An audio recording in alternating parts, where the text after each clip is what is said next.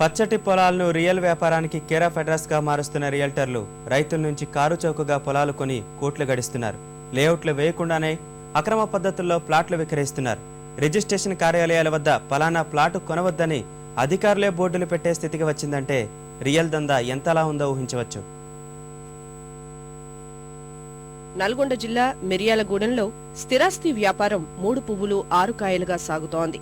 అధికారులతో కుమ్ముక్కైన రియల్టర్లు లేఅవుట్లు లేకుండానే పంట పొలాలను ప్లాట్లుగా మారుస్తున్నారు. గ్రామ పంచాయతీకి నాళా రుసుం చెల్లించటం లేదు సరికదా, అసలు భూమార్పిడి చేయకుండానే అమ్మేస్తున్నారు. మిర్యాలగూడెంతో పాటు పరిసర గ్రామాలైన తుంగపాడు, నందిపాడు, అవంతిపురంలో వందల ఎకరాల్లో అక్రమ లేఅవుట్లు వెలిశాయి. ప్రభుత్వ ఖజానాకు గండి కొడుతూ వ్యాపారులు యథేచ్ఛగా ప్లాట్లు విక్రయిస్తున్నారు. లేఅవుట్లు చేసేసి ఒక ఎకరానికి ఒక్కంటికి ఒక 4 గుంటల భూమిని ఒక డెవలప్మెంట్ కింద ఉంచాలా. అదేవిధంగా ప్రభుత్వానికి కూడా మరి పట్టణాల్లో అయితే మున్సిపాలిటీకి, గ్రామాల్లో అయితే గ్రామ పంచాయతీకి మరి ఆదాయం వచ్చేటువంటి పరిస్థితి ఉంటుంది.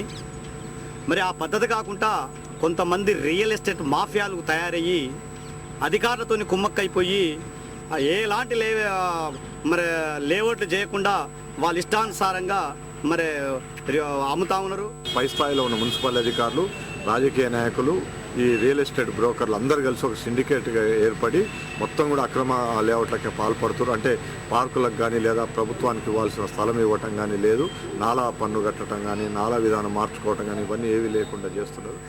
అక్రమ లేఅవుట్ల వ్యాపారం వాస్తవమేనని అధికారులు అంగీకరిస్తున్నారు. రిజిస్ట్రేషన్ కార్యాలయాల ముందు అక్రమ లేఅవుట్ల ప్లాట్ల వివరాలు పెట్టి వాటిని ఎవరూ కొనవద్దని బోర్డులు పెడుతున్నారు. 14 ఇల్లీగల్ లేఅవుట్స్ని డిఫరెంట్ సర్వే నెంబర్స్లో గుర్తించడం జరిగింది.